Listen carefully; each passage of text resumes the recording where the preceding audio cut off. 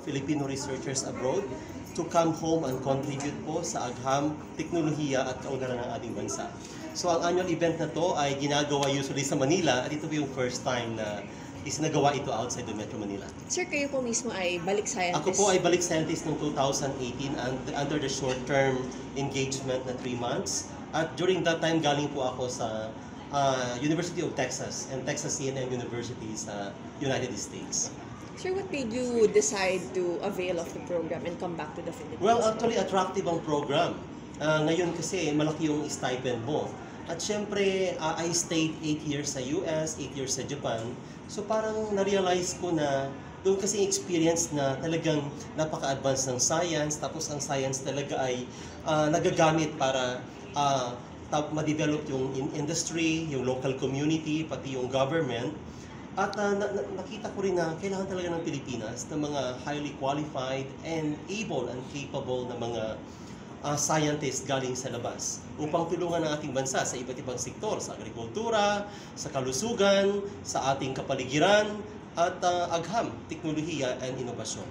Ano po yung expertise na shinare nyo po dito sa Philippines? Yung sa akin, ang expertise ko is environmental science. So, ako talaga yung nagpakadalubhasa sa oil spill. Kung, di ba, yung ating naranasan na Mindoro oil spill, ang inyong lingkod po ang naatasan ng DOST upang mag-provide ng scientific knowledge and advice sa ating Philippine Coast Guard, sa ating provincial government of Oriental Mindoro, sa ating partly sa BIFAR, at sa yung ating intergovernment team to respond to the oil spill. Sir, bukod pa po dun sa oil spill po, meron pa po bang ibang engagements po under the program, other programs that the DOST has tapped you for po?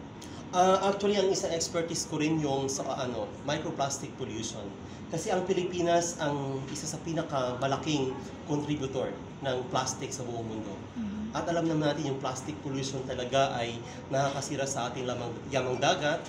Nalaman natin na sa ating pananaliksik, yung hangin ng Metro Manila ay contaminated ng microplastic na i-inhale natin. Yung ating Laguna Lake is contaminated ng microplastic.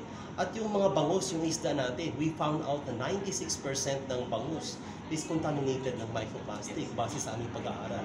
So ang mga pananaliksik na ito ay magbibigay sa atin ng idea na we have to do something. Dapat tayong gumawa, itong mga datos na ito ay magsasabi na dapat gumawa tayo ng paraan ngayon. Huwag na nating antayin na lumala ang problema 10 years from now na mahirap na nating solusyonan. Right.